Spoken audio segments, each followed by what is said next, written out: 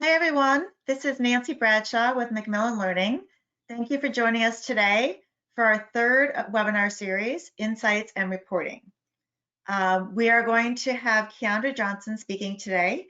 She will do about a 15-20 minute talk, and then we'll have Q&A at the end, but feel free to chat any questions you have as well.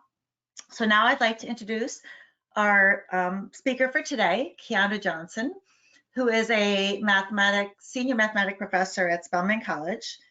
She's been teaching calculus for 15 years and really strives to not only challenge students to make mathematics relatable, engaging, and easy to understand. So we're happy to have her today, and I'm going to turn it right over to Keandra. All right. Hi, Nancy. Thank you so much for that introduction, and welcome everyone. Thank you so much for taking time out of your day to spend with us just for a couple of minutes. I hope you get some very valuable information from this webinar. So again, today we're going to talk about insights and reporting. My name is Keandra Johnson, and senior instructor at Spelman College. So before we get started and actually digging into the insights and reporting, like why do we care? How is this useful? Well, we know current data and analytics on student achievement informs the professors and the students of achievement gaps. It also promotes immediate remediation that increases student achievement over time. So if we can get great insights and reporting on our students, then we can address their academic needs before we get too far gone. It also promotes just-in-time teaching. And I think a lot of people are now familiar with just-in-time teaching, but it involves a two-step series, one primarily for the students. So the students complete some type of work outside of class, and I'll show how I interpret that in my classroom. And then two, the instructor reacts to that work. And then we have here the purpose of just-in-time teaching is to encourage more student responsibility for learning. So we're getting into an age now, I would say, that the responsibility for student learning is not primarily on the professor, but on the student, and we're having an interaction between the student and the professor. And the student is engaging with the content and the material, not just in class, but outside of class. And because of that, it maximizes the efficiency of class time.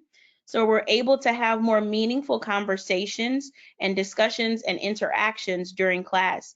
And particularly for me in a calculus course, in some of the previous webinars, we've discussed class preparation and class student engagement and how those things factor into having a more meaningful time during our lecture.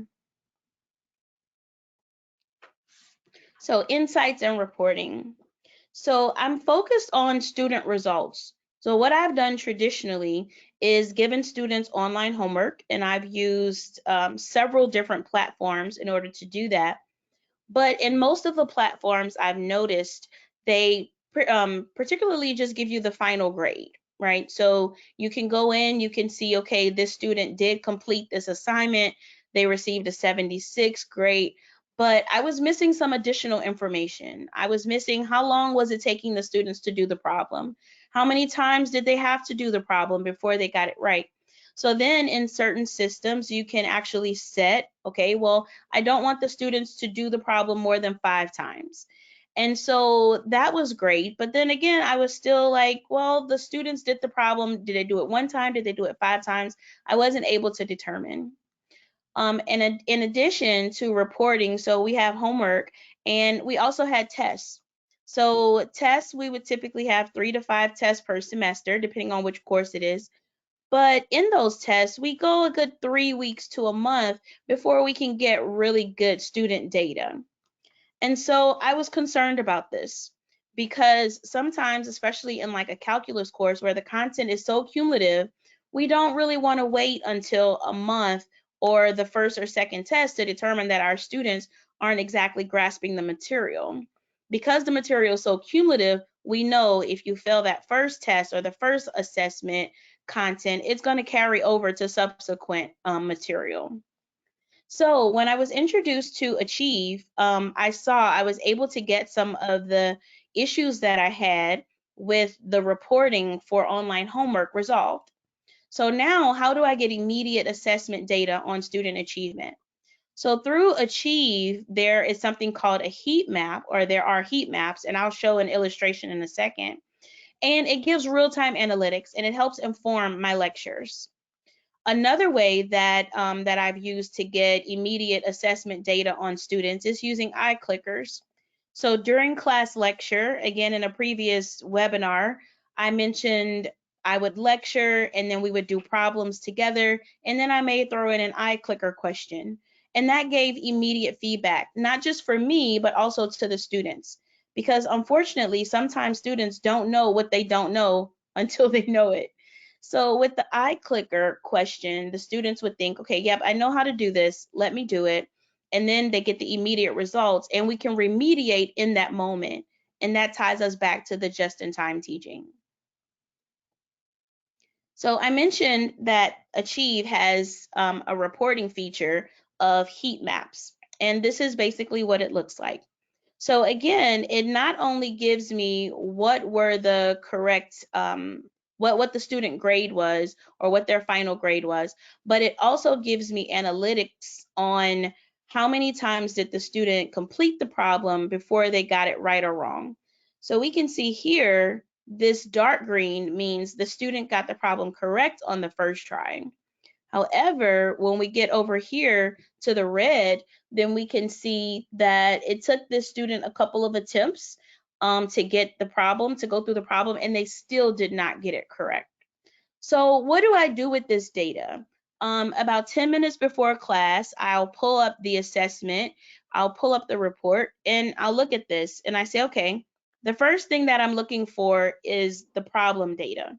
So we see here on question 8, it looks like a significant number of my students weren't either getting the problem correct on the first couple of tries, or they weren't getting it correct at all. So that would be a problem that I would maybe start the class lecture with. So we would go to class, put the problem on the board, let's discuss this problem. Or this gives me an opportunity to think about, did I adequately cover this content in the class? Or was the problem too difficult based on what I did cover in class? Either way, I can address this issue in class with my students before going on to additional content. Similarly, I can look at student data. So here I see a student that after a couple of tries, right, is still not getting the problem correct. I'm happy that I can see that she actually tried it. In a former setting, I would just see maybe the student had a 0. And what would that 0 mean? I don't know. Did she not try the problems? Did she just give up?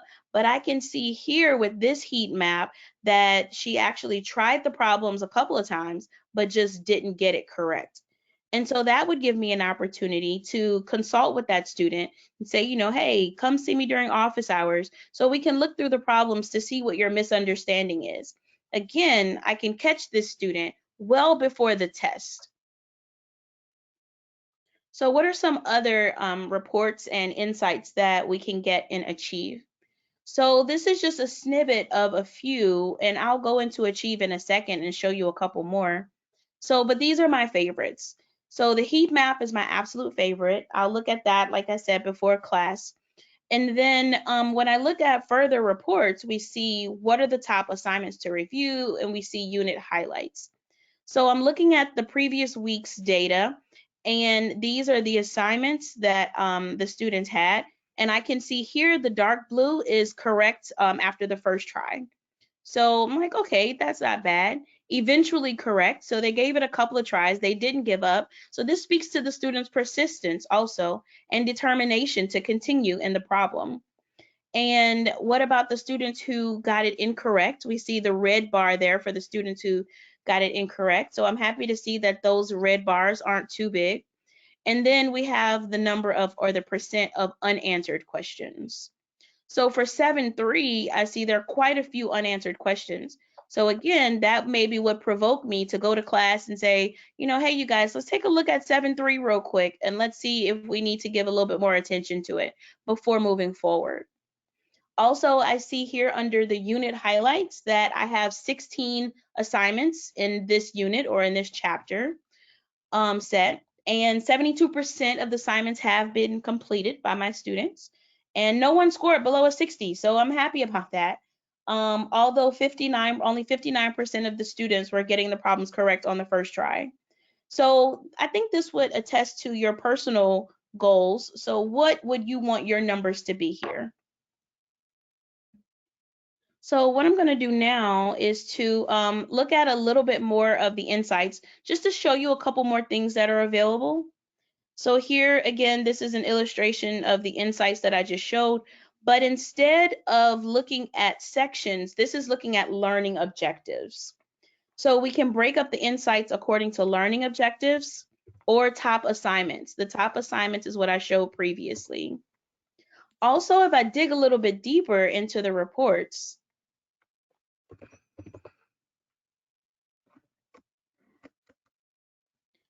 I see that I have most active unit, right, this week. So again, I have the 16.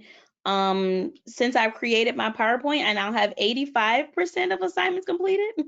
So that's great information. We can look at performance by unit, right? And even if you clicked on one of these, you can dig a little bit deeper. You can see each section. We can look at performance by assignment. And you can really go as deep as you want into what you're looking for. And then finally, performance by learning objective. So depending on what's most important to you, then you can, like I said, dig deep and figure out what would be the best option for you to look at to do a just-in-time teaching in your class.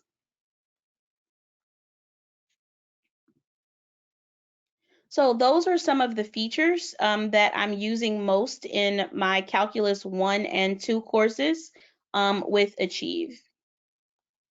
So thank you so much for listening. I hope I've said something that's been helpful. And now we can open it up for questions. Thank you, Keandra. We did have one question come in. Are you seeing improvement in student outcomes since you have been using Achieve? Yes, I have significantly. I particularly have this semester I'm teaching Calculus 2, and last semester I taught Calculus 1, and I'm fortunate that this semester I have maybe about a good 5 or 6 students who I taught in Calculus 1 and who are now in my Cal 2 classes or Cal 2 class. And I am seeing, because those students are familiar with Achieve and they know all of the benefits and they know how it works, I do see a significant increase in their grades and in their assessments from Cal 1 in the beginning of Cal 1 to now the beginning of Cal 2. They have immediately kind of just gone with, jumped off the gate with the ball rolling. Their test scores from Cal 2 at the beginning of the semester are significantly higher than their test scores from Cal 1 in the beginning of the semester when they first started using Achieve. And I also saw last semester, I had a few students who weren't doing so well in the beginning of the semester, and then they actively started engaging in Achieve and in all of the assignments and the learning curve, and their assessments increased as well significantly. Great, thank you. Okay, do we have any other questions?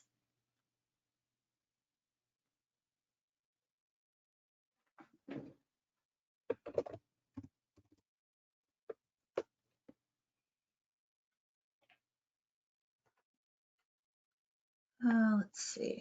I think there's one other in the chat.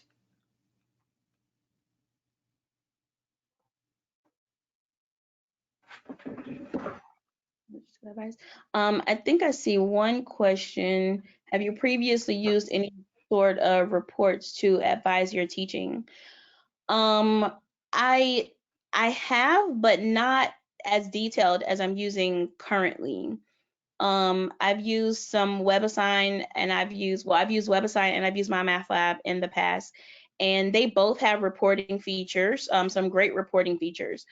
However, what I'm using now, I feel, is a lot more detailed. Like I said, the heat map is my favorite I really enjoy looking at the heat map. It's quick. I can see exactly what problems the students are having difficulty in. And I've even gone to the class before, like if I can look at a problem and see a lot of the students are having an issue with this problem, I've deleted that problem before from the homework set. You know, I let them know I'm deleting this problem because I think it was maybe a little bit more difficult than I thought it was going to be when I first looked at it.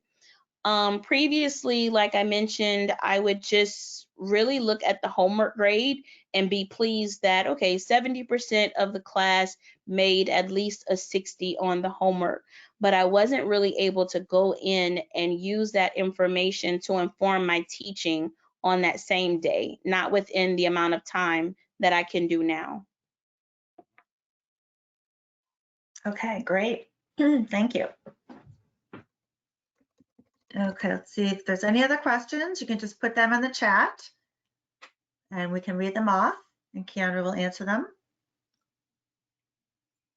If you think of questions after this, we are sending out the recording. So you will be able to have my information, Nancy Bradshaw, and you can send me any additional questions that you have at that time.